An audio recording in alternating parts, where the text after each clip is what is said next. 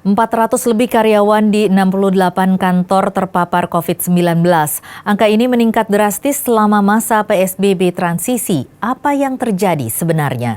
Berikut pernyataan para karyawan terkait kantor menjadi klaster baru COVID-19.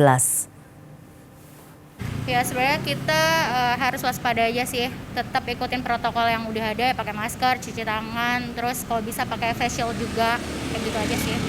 Kalau untuk peraturan sebenarnya udah kita sebelum masuk itu pasti cek suhu dulu kan. Terus habis itu sebelum itu kita cuci tangan dulu, cek suhu. Benar-benar kalau yang di atas 37 itu benar-benar nggak boleh masuk sama kantor. Jadi terus jaga jarak itu juga udah diterapin, dan sekarang 50% karyawan juga udah WFH semuanya, jadi udah aman sih. Ya khawatir banget lah. Apalagi sekarang ya bingung juga sih, kalau nggak ada perkantoran juga perekonomian kan juga lemah kan ya.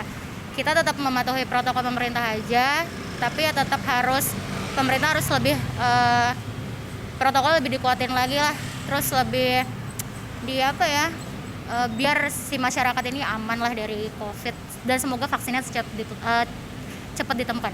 Kalau pribadi sih sebenarnya saya khawatir ya, maksudnya apalagi masih ada yang banyak yang ngantor juga kan. Dan kalau dari situ sih sebenarnya sih kayak lebih ke mawas diri aja ya, tetap mematuhi protokol yang ada, terus jaga jarak.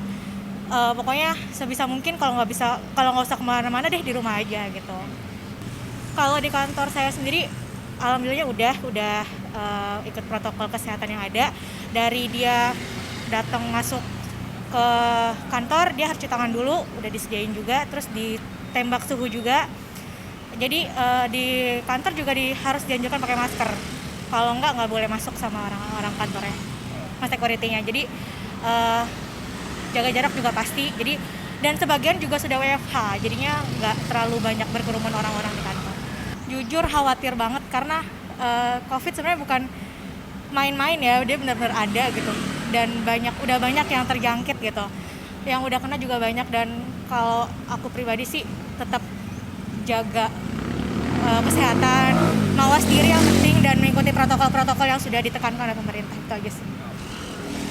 Saya mikirnya sih sekarang ya makin harus menjaga diri lebih dari biasanya, dari yang kemarin, karena makin sini makin khawatir ya gitu. Maksudnya kita nggak bisa tahu kapan kita kena, siapa yang yang menularkan gitu kan. Karena kasusnya yang saya dengar banyak orang-orang yang terpapar tapi tanpa gejala, itu yang serem gitu loh. Kebetulan perusahaan kami menurut saya sudah bagus menjalankan protokol itu. Sampai sekarang kami masih masuk bergilir. Selama satu kantor sebanyak 140 orang itu maksimal kita masuk 25% setiap minggunya. Jadi setiap karyawan digilir masuknya. Contohnya saya seminggu sekali atau seminggu 2 kali untuk bergiliran sama teman karyawan yang lain gitu.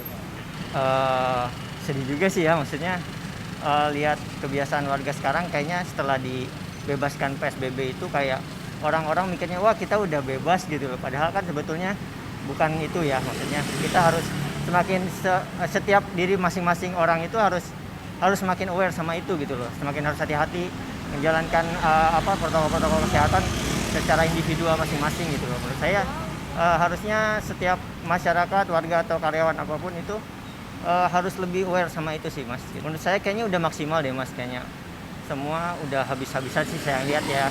Tapi ya karena ya manusia ya, banyak gitu yang diatur, jadi sekarang tinggal kembali sama orangnya masing-masing sih.